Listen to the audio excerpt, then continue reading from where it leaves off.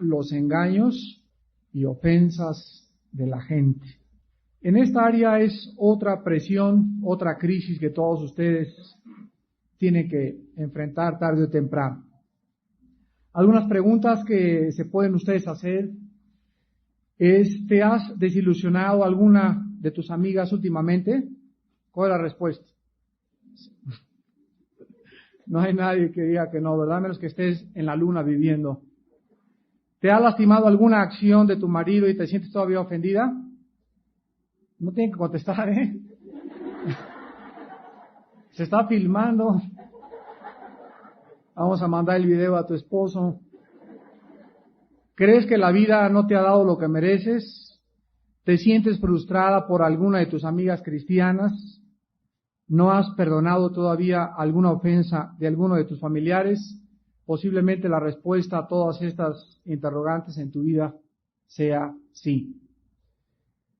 Pues no vivimos en un mundo de ofensas donde continuamente desde que eras niña te jalaban las greñas, te quitaron tu muñeca, tu primita quién sabe qué te hizo, veías la envidia dentro de ti cuando a otra niña o tu prima o tu hermanita le dan más chocolates que a ti, y el ser humano crece continuamente enfrentando a un mundo hostil, un mundo que nos hace daño.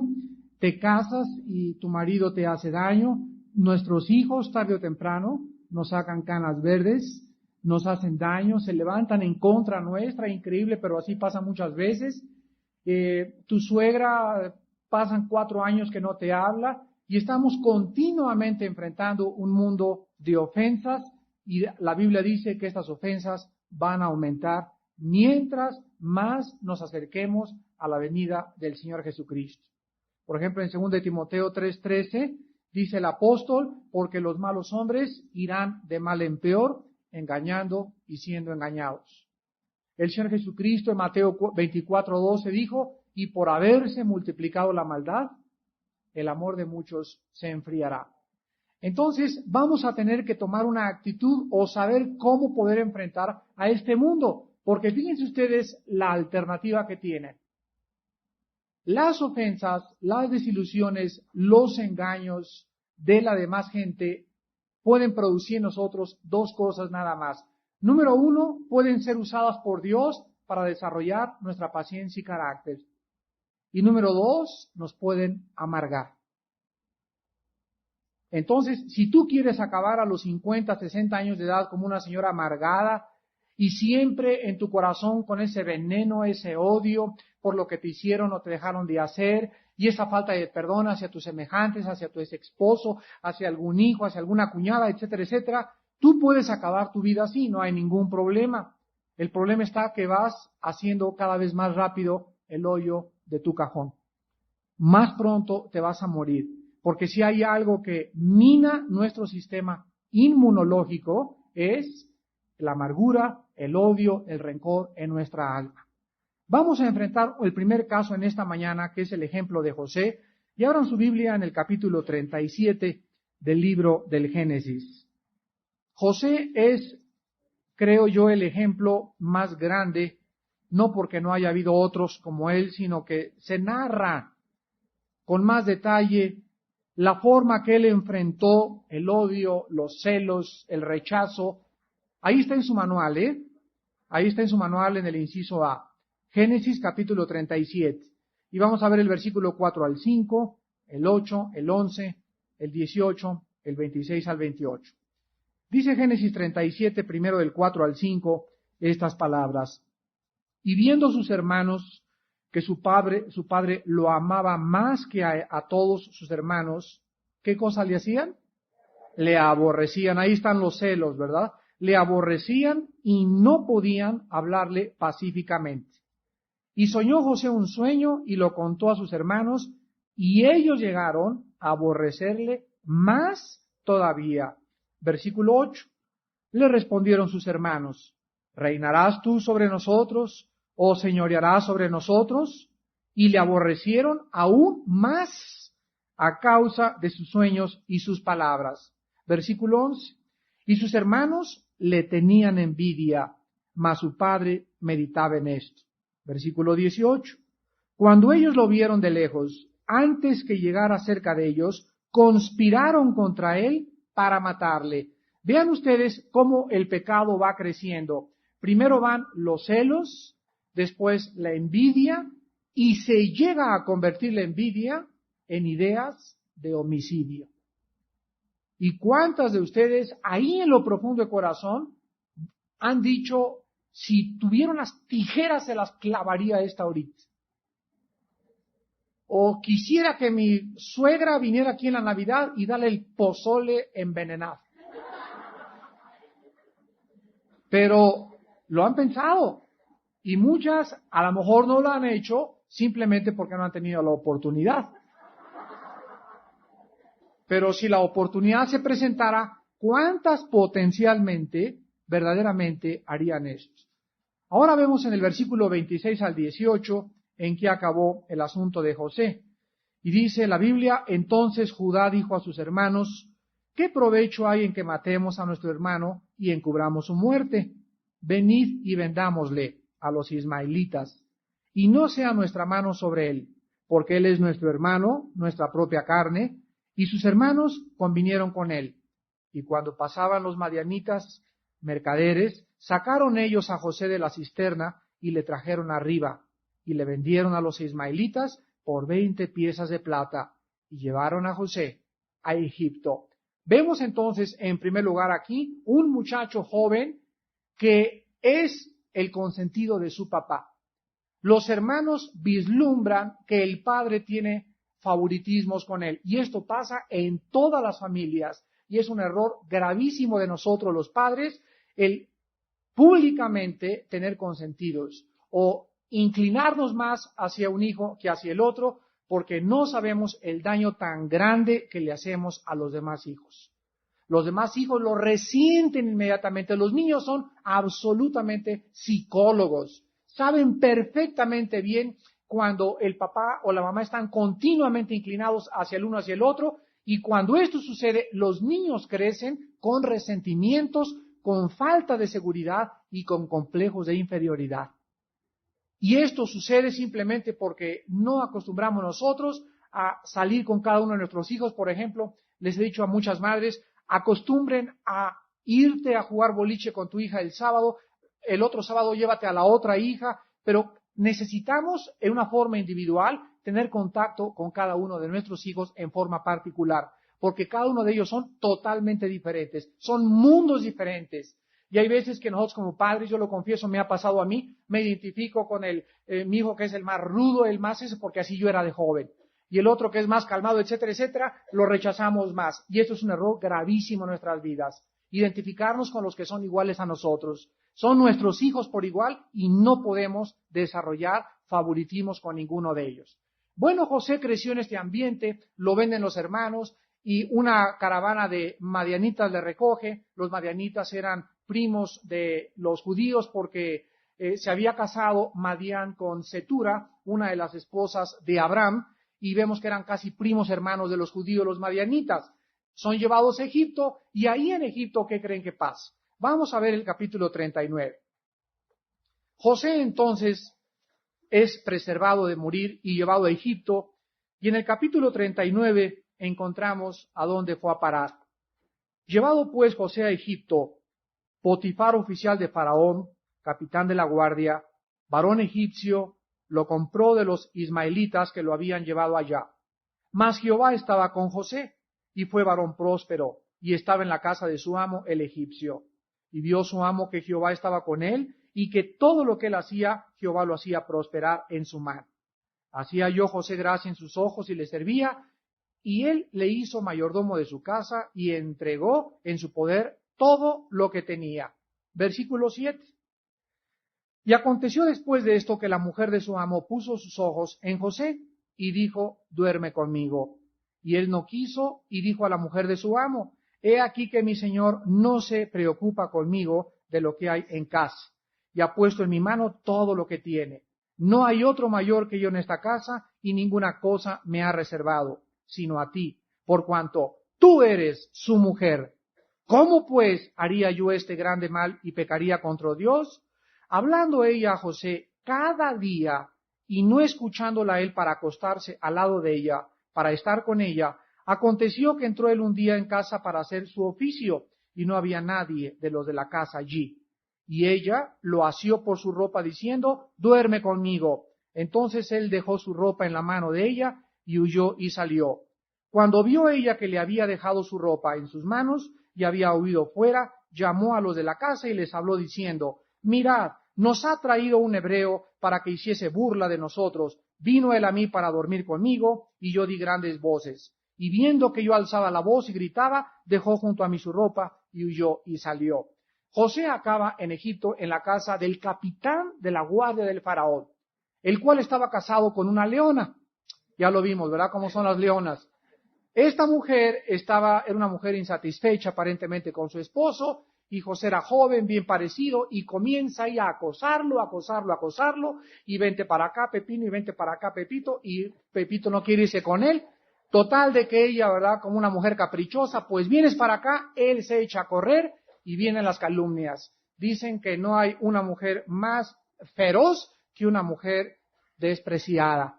Y entonces ella lo calumnia y que llega el esposo y entonces el esposo lo mete a la cárcel. ¿Se imaginan ustedes a José en la cárcel pensando todo esto que me está pasando? ¿Por qué me está pasando? Por ser fiel a Dios. Por ser fiel a Dios. Primero, en mi casa yo no me eché a correr ni les dije nada a mis hermanos. Como cordero me amarraron, me metieron a un pozo, me querían matar y me venden. Y yo me dejé que me vendieran y me llevaran y me alejaran de mi padre. Llego a Egipto y quiero seguir siendo fiel a Dios y me encuentro con esta leona que me quiere devorar y le digo, no quiero nada porque tú estás casada y porque Dios nos está viendo. Aunque no había nadie en el palacio, José tenía temor de Dios. Entonces, esta mujer es rechazada y José es metido a la cárcel. Cuando está en la cárcel José, caen junto con él, ahí en el reclusorio norte, el copero y el panadero del faraón, que eran los que probaban la comida y el vino del rey antes de que él comiese. Y ahí en la cárcel se acuerda uno de el copero del rey, de que el rey tenía sueños y José también tenía sueños, pero él tiene un sueño en la cárcel y José se lo interpreta. Entonces el copero sale de la cárcel y José dice, por favor, cuando vayas allá y salgas, ve y dile al faraón que yo estoy aquí injustamente y que me ayude, por favor. Pues el copero salió y dice la Biblia, se le olvidó lo que José le había dicho. Y pasan 2 años donde José pudo haber dicho, ya ni Dios me quiere, mis hermanos no me quieren, por ser fiel a Dios me pasa esto, y ahí José pudo haberse amargado. Pudo haber maldecido su suerte, pudo haberse irritado contra las circunstancias, pero José tenía un secreto maravilloso en su vida. Veámoslo finalmente en el capítulo 50 del libro del Génesis. Ahí está en su manual, Génesis 50, del 15 al 21. Veamos cuál era el secreto de la vida de este grande muchacho y de qué forma fue premiado por Dios. Viendo los hermanos de José que su padre era muerto, dijeron, quizá nos aborrecerá José y nos dará el pago de todo el mal que le hicimos. Y enviaron a decir a José, tu padre mandó antes de su muerte, diciendo, así diréis a José, te ruego que perdones ahora la maldad de tus hermanos y su pecado, porque mal te trataron. Por tanto, ahora te rogamos que perdones la maldad de los siervos del Dios de tu padre. Y José lloró mientras hablaban. Vinieron también sus hermanos y se postraron delante de él y dijeron, henos aquí por siervos tuyos. Y les respondió José, no temáis, ¿acaso estoy yo en lugar de Dios? Vosotros pensasteis mal contra mí, mas Dios lo encaminó a bien, para hacer lo que vemos hoy, para mantener en vida a mucho pueblo. José, finalmente, a los 2 años de estar en la cárcel, el rey tiene un sueño, el copero se acuerda de José en el tiempo de Dios. Y si José hubiera salido antes de la cárcel, no hubiera salido como primer ministro de Egipto. José sale de la cárcel a los 2 años en el tiempo de Dios. El faraón, al ver interpretado su sueño, lo nombra ministro de Hacienda y Comercio de Egipto, y José comienza a reinar en Egipto. Y cuando está reinando en Egipto, viene una grande hambre allá donde vivían sus hermanos, y ellos vienen a Egipto a buscar comida y no saben que José es el mero mero de la CONASUPO. Y cuando llegan a Egipto, comienzan a pedir comida. José reconoce a sus hermanos y ahí pudo haber dicho, ahora sí, chiquitos, me la pagan. Ahora sí van a ver todo lo que me hicieron. Y cuando ve a sus hermanos José, lo único que hace es sentir tristeza por sus pecados. Sentir lástima por ellos. Y en ese momento, en lugar de desbordar toda su venganza, les dice José a sus hermanos, después de que los hermanos descubren quién es él, ustedes hace mucho tiempo me odiaron, tuvieron celos, hasta me quisieron matar. Y saben una cosa, que todo el mal que me hicieron ustedes fue permitido por Dios. Y ahora Dios, todo eso lo convirtió para mi bien. Queridas hermanas, quiero que escriban lo siguiente ahí abajo.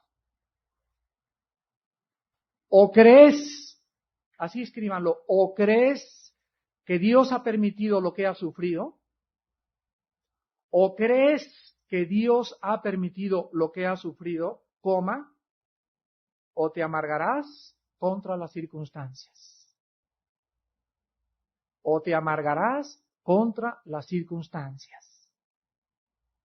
Y pongan Romanos 8:28, versículo que se saben de memoria y que dice, todas las cosas contribuyen al bien a los que aman a Dios. O crees que Dios ha permitido lo que ha sufrido, o te amargarás contra las circunstancias de la vida. En otras palabras, muchas de ustedes están casadas con hombres no creyentes todavía. Y tú dices, tengo 4, 5 años en esta cárcel. Y sabes una cosa, que esa puerta de esa cárcel solo puede ser abierta por Dios. Y a lo mejor Dios no ha permitido todavía la conversión de tu marido, porque Él quiere que cuando tu marido y tú salgan de esa cárcel en la que te encuentras, cuando Él se convierta, Él necesita comenzar a vivir su vida cristiana con una mujer madura de Dios. A lo mejor tienes todavía muchos defectos por ahí en tu carácter que Dios necesita trabajar con ellos y limarlos. Y tú tienes que reconocer a Dios, dice Proverbios capítulo 3, en todos tus caminos, y Él enderezará tus veredas.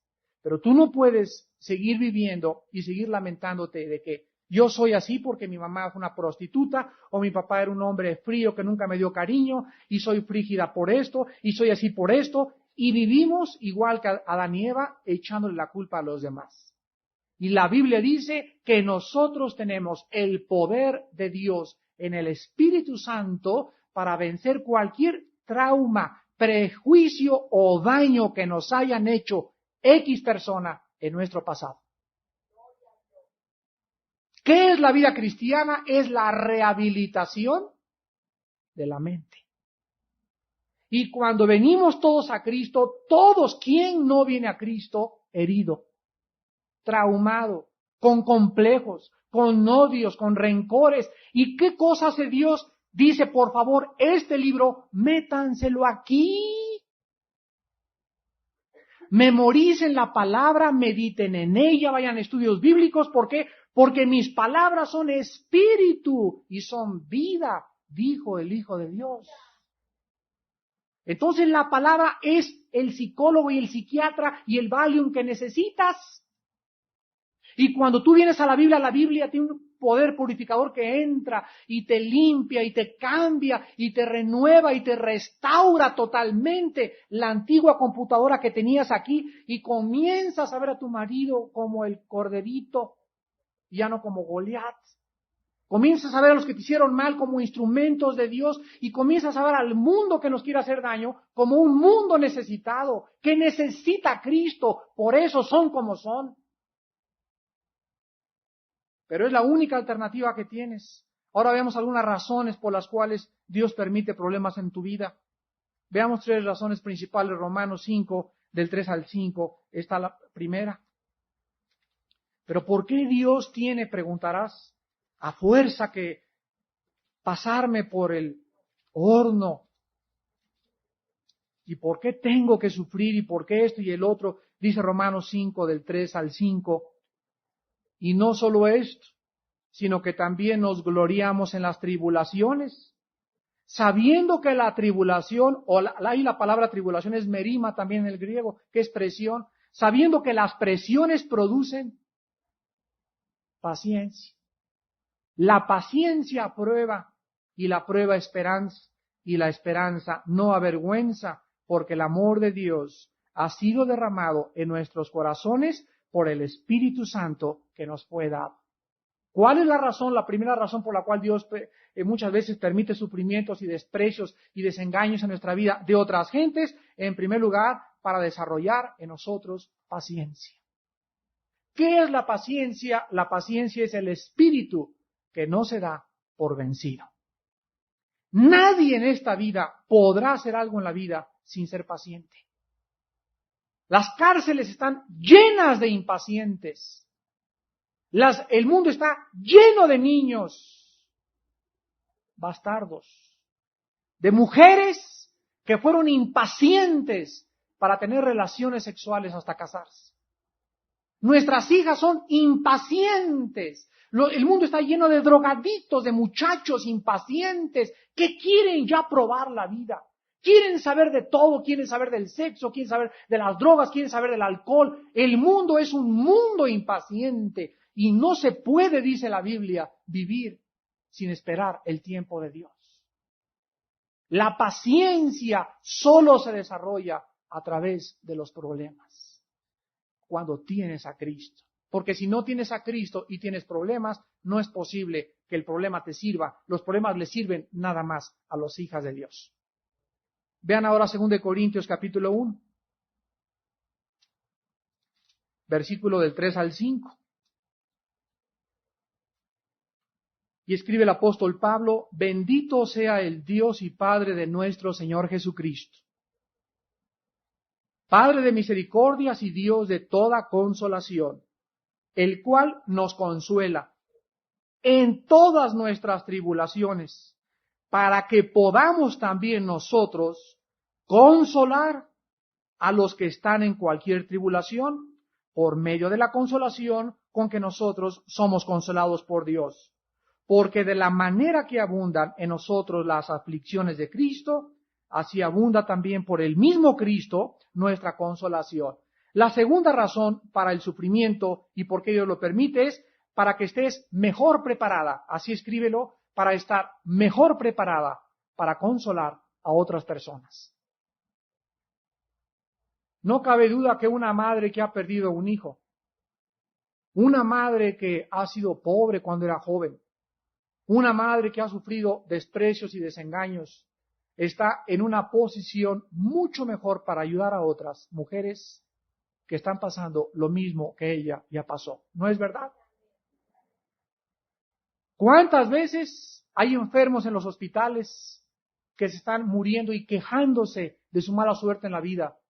Y de repente entra al hospital una mujer en silla de ruedas y le dice: yo estoy peor que tú. Y sabes una cosa, que tengo el gozo de Dios y la paz de Dios. Y ese enfermo, al ver a esa persona, en ese momento se compara con esa persona y dice: ah, caray, sí es cierto, ella está peor que yo. Y vemos eso continuamente en la vida, y Dios está usando a muchas gentes para llevarles consuelo a otras gentes que creen que están pasando algo peor, que no han pasado, cuando ven a otra gente que ha pasado lo peor que ellas. Y en último lugar, vean la primera de Pedro, capítulo 6, la primera carta de San Pedro, capítulo 1, versículo del 6 al 7. Y dice el apóstol Pedro en su primera carta, en el capítulo 1, del 6 al 7, en lo cual vosotros os alegráis, aunque ahora por un poco de tiempo. Si es necesario, tengáis que ser afligidos en diversas pruebas. ¿Para qué? Para que sometida a prueba vuestra fe, mucho más precioso que el oro, el cual, aunque perecedero se prueba con fuego, sea hallada en alabanza, gloria y honra cuando sea manifestado Jesucristo. La última razón es que las pruebas y las presiones prueban nuestra fe. Escriban: los problemas demuestran cuánta confianza tengo en Dios. Mis problemas demostrarán cuánta confianza tengo en Dios.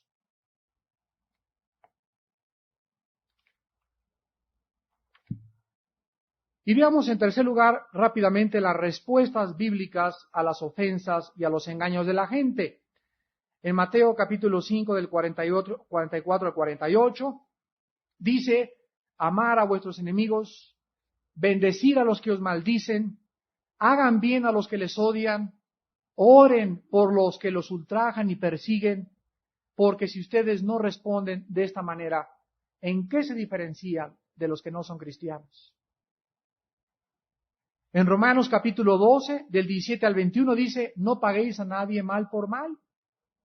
Si tu enemigo tuviere sed, dale de beber. Si tuviere hambre, dale de comer. Y al final de Romanos dice: no sean vencidas por el mal, sino venzan el mal con el bien. En otras palabras, si tú le das a tu esposo ojo por ojo, diente por diente, o a tu vecina que te cortó los cables de la luz, que te puso un alacrán en la noche en tu casa, le haces alguna cosa peor, o estás pensando en vengarte usando el mal, dice la Biblia que cuando el mal le paga a la otra persona con el mal gana. Y eres derrotada, porque lo único que haces es agravar tu problema. Pero si tú le dices a Dios: yo no voy a intervenir. Señor, ahí está mi esposo con cara de Goliat, ahí está mi vecina que me hizo esto, ahí está esta persona, mira mi suegra, llega la Navidad y con su jetota así, Señor, ahí está. Yo no voy a hacer nada, suegrita, ¿cómo le va? Quiero otro pastelito. Y comienzas a manifestar una actitud sobrenatural, porque solo los cristianos lo pueden hacer. Solo los cristianos lo pueden hacer porque el Espíritu Santo tenemos en nuestro corazón. Cuando tú haces eso, Dios se venga. Yo daré el pago, dice Dios. Yo soy el que me encargo de las gentes. Yo soy el que las castigo. Yo soy el que juzgo. Yo sé lo que merecen. ¿Por qué no quiere Dios que nos vengamos nosotros? Porque muchas veces a nosotros nos pasa la mano. Y en 1 de Pedro 2, del 18 al 23, se nos manda estarnos sujetos a los amos difíciles de soportar. Difíciles de soportar, se nos manda sujetarnos a la esposa, al jefe de la oficina, con respeto, pero más a los difíciles de soportar. Hay muchachos que llegan y: ay, Armando, ya me voy a salir de la oficina. ¿Por qué? Porque ya no aguanto a mi jefe. ¿Qué te hizo? Pues es muy regañón y me exige, etcétera, etcétera. Le dije: pues no esperes algún día tener al arcángel San Gabriel de jefe, porque eso será cuando llegues al cielo. Aquí abajo en la tierra tendrás siempre personas que te van a atornillar, te van a presionar, te van a hacer esto, te van a hacer el otro, principalmente muchas de ustedes en su casa. Debemos aprender, hermanas, dice 1 de Pedro 2, 18 al 23, debemos aprender a sufrir, escuchen muy bien, injustamente. Ah, no, me podrá decir alguna: eso sí, yo no me dejo. Y sabes una cosa, no te dejas porque no eres cristiana. Pero si tú tienes al Hijo de Dios, vas a comenzar a aprender a recordar que debemos identificarnos en los sufrimientos y en la muerte de Jesús en una cruz. Y cuando tú comienzas a padecer, cuando tu esposo te dice: pues no vas ahora a este lugar, y tú sabes que qué injusto es tu esposo, pero por tu conciencia delante de Dios le dices: Señor, Padre, míralo, es que no es justo lo que me está haciendo, pero aunque no sea justo, me sujeto.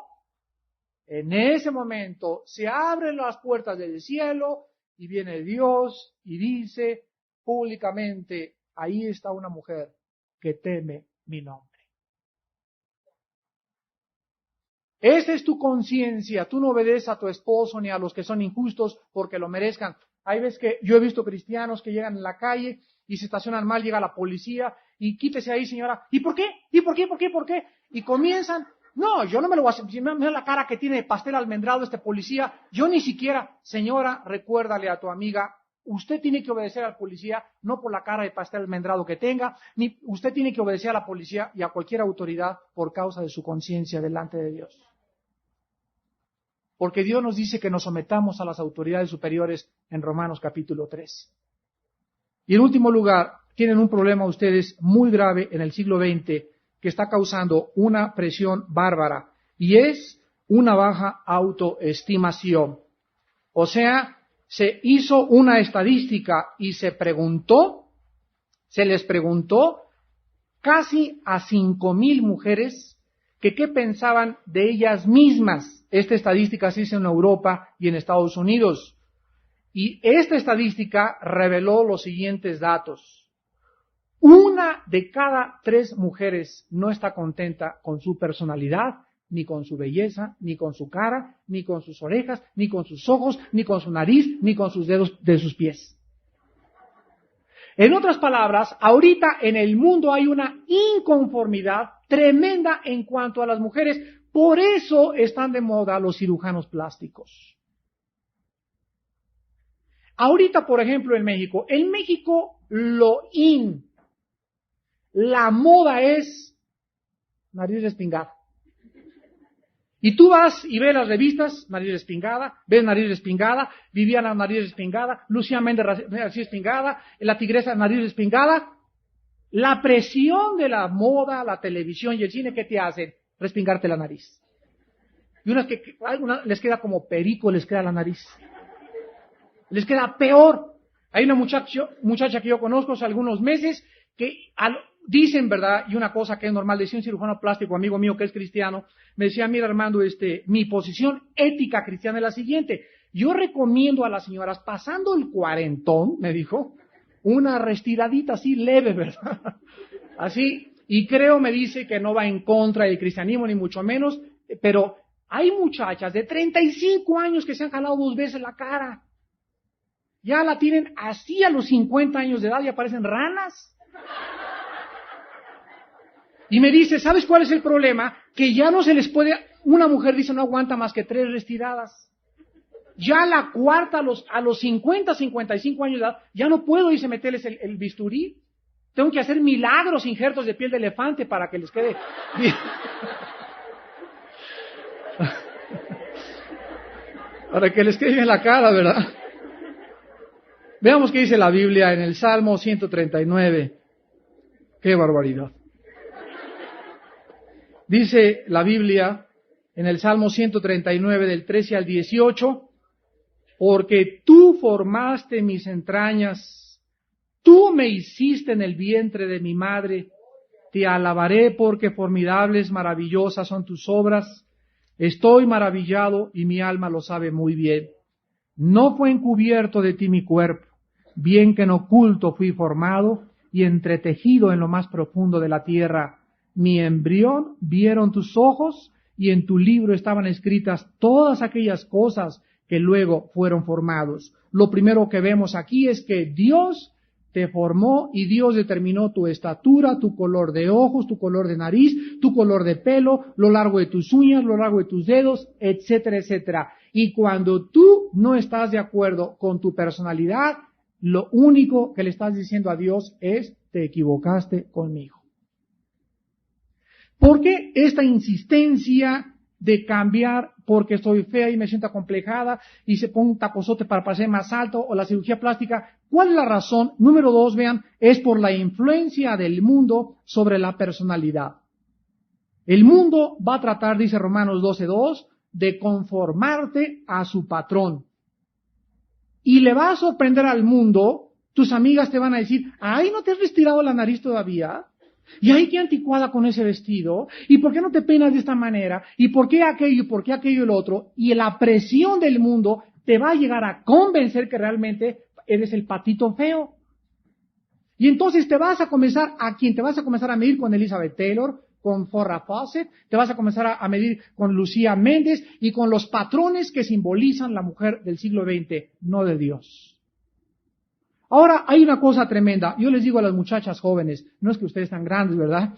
Pero a las jovenzucas, les digo, miren muchachas, cuando ustedes ponen demasiado énfasis en su belleza y en pantalones así apretados que parece que se ponen con calzador y embadurnadas con tanta pintura y con escotes por acá, les voy a decir una cosa, van a traer detrás de ustedes a muchachos que quieren nada más su cuerpo. Ahora, si tú quieres eso, no hay ningún problema. Dice Proverbios 31, mujer virtuosa, ¿quién la hallará? ¿Nunca han contestado esa pregunta? ¿Quién la hallará? ¿Cuál es la respuesta? El que la esté buscando. Esa es la respuesta. El que la esté buscando. Entonces, si un muchacho busca una muchacha moral, linda espiritualmente, para casarse con ella, y el muchacho es maduro, lo primero que se va a fijar va a ser en su valor espiritual y no en su belleza física. Ahora, claro, gloria a Dios, ¿verdad? Que se saque la lotería y que tenga belleza física y belleza espiritual. No hay muchas de esas, ¿verdad? Ahora sí que ese es un panquecito venido de Dios. Pero no es posible que ustedes estén tratando, ahora por ejemplo las casadas, ¿verdad? ¿Cuál es el objeto? Que la casada ya se retira la nariz, ya tu esposo te conoció con la nariz de perico con la que te casaste. Ya no hay necesidad de jalarte más. Ya te conoce él. Lo menos que puede hacer es bajar de peso nada más. Vean en tercer lugar que la verdadera belleza de una mujer, de acuerdo al apóstol Pablo a Timoteo, en número 3, la verdadera belleza de una mujer, en 1 Timoteo 2, del 9 al 10, la verdadera feminidad de una mujer es una mujer que se viste con pudor, que sus peinados no son ostentosos y que manifiesta al mundo feminidad y no masculinidad. La presión del mundo es la siguiente, detrás de la cual está Satanás. El mundo quiere ahorita, esta es la mujer, este es el hombre. La mujer quiere, el Satanás quiere hacer que la mujer sea más masculina. Fíjense, quiere mezclar a la mujer con el hombre y al hombre lo quiere hacer más femenino. Y véanlo ustedes, número 1 en los peinados femeninos del siglo XX. Por detrás no sabe si son hombres o mujeres. Así el peinado ahora es así como hombre. Y la Biblia dice en 1 Corintios 11 que una mujer, para demostrarle a las demás mujeres que es diferente y que es femenina, no creo que haya un hombre que no le guste una mujer con el pelo largo. No creo que existan. La Biblia dice que a la mujer le es honroso dejarse crecer el cabello. Y ahora los hombres son los que se dejan crecer el pelo, se hacen cola de caballo ya, se ponen aretes, van al manicure o al pedicure a que les hagan rizos en la cabeza, se ponen cremas, ya se hacen la cirugía la plástica y las mujeres más corto el pelo, caminan como hombres, más independientes y más agresivas. Que no se atraviesa una mujer en el periférico. Hasta pistola traen muchos. Hermanas, en Jesús la verdadera feminidad estriba en tu vestido, en la forma como te pintas, en la forma como te peinas, no minifaldas, ni peinados así al rape, ni pintura en exceso. Si quieres verdaderamente manifestar el patrón de ser embajadora del Rey. Y en último lugar, las razones para la autoestima, en primer lugar, es por la falta de confianza en Dios. Al no aceptarte como eres, le estás diciendo a Dios, no confío en ti. En segundo lugar, complejo de inferioridad. ¿Por qué? Porque no te aceptas como eres, porque te estás midiendo con otras mujeres y no sabes que hay hombres que les gustan chaparritas, hay otros hombres que les gustan prietitas, hay otros hombres que les gustan altas y se casan con una alta, hay hombres altos que se casan con chaparritas, hay altas que se casan con chaparritos, y así vemos que cada quien tiene su media naranja en el mundo. No tienes por qué gustarle a todos los hombres, ni ser monedita de oro para gustarle a todos, ni para caerle bien a todos. Entonces, acéptate como eres, peínate como Dios te manda, vístete como Dios te manda, y algún día el hombre que Dios ponga en tu vida te va a llevar al matrimonio, no porque tenía nariz arriba despingada de guacamaya, sino porque verdaderamente él era el hombre que Dios escogió desde el vientre de su madre para que fuera el padre de tus hijos. Y en último lugar tenemos la presión en el inciso C de la mujer ideal según el mundo. Todas las revistas como Politan, Linda, las telenovelas, el cine ha formado un modelo de mujer. Y el mundo dice, sé como esta mujer. La Biblia dice, sé como Cristo. Dice Efesios 5, sed imitadores de Dios, no de Farrah Fawcett, ni tampoco de Lucía Méndez, ni de Verónica Castro. Sé imitadora de Dios. No te quieras parecer a Verónica Castro, no te quieras parecer a Lucía Méndez, sé tú, como tú eres. Y la belleza tuya verdadera se lleva en el espíritu. ¿Y de qué le sirvió al ser humano haber ganado el mundo si algún día pierde su alma? Hace 15 días entrevistaron a una grande artista de televisión en México, me reservo su nombre. es la artista más famosa de México, lleva 7 cirugías plásticas en la cara. Le dijeron, señora, la última vez que la entrevistaron en la televisión, era patético ver. Ya no podían ocultar las cicatrices de la cirugía plástica ni aquí, ni por allá, ni por ningún lado. ¿Qué va usted a hacer dentro de 5 años cuando ya no haya ni cirujanos plásticos? Y dijo, recluirme en mis habitaciones y vivir el resto de mi vida amargada. Eso fue lo que contestó, públicamente en un programa de televisión. Y no la culpo. Y se oye todavía la voz de Dios que dice, ¿de qué le sirve al hombre ganar el mundo? Haber hecho 5 cirugías, de haber hecho esto y el otro, si al final pierde su alma. Hermanas en Jesús, ¿cuántas de ustedes en esta mañana quieren librarse de esas presiones mediante la medicina de Dios? Y hay muchos de ustedes en esta mañana que ni siquiera conocen a Jesucristo. A lo mejor eres católica, a lo mejor eres protestante, a lo mejor eres testigo de Jehová, a lo mejor eres mormona, a lo mejor no tienes religión. Pero en esta mañana, ¿de qué te sirve ser católica o protestante o testigo de Jehová o mormona o la religión que sea si tu vida no ha cambiado? Si sigues portándote como la mujer del mundo, si el Espíritu Santo en tu corazón no ha transformado ni te ha dado convicciones de ser diferente en un mundo perdido por el pecado. Yo invito a muchas de ustedes en esta mañana que vengan a una cruz. No las invito a que vengan a una religión. Las invito a que vengan a hacer la paz con Dios mediante la cruz de Cristo. Despidámonos en oración.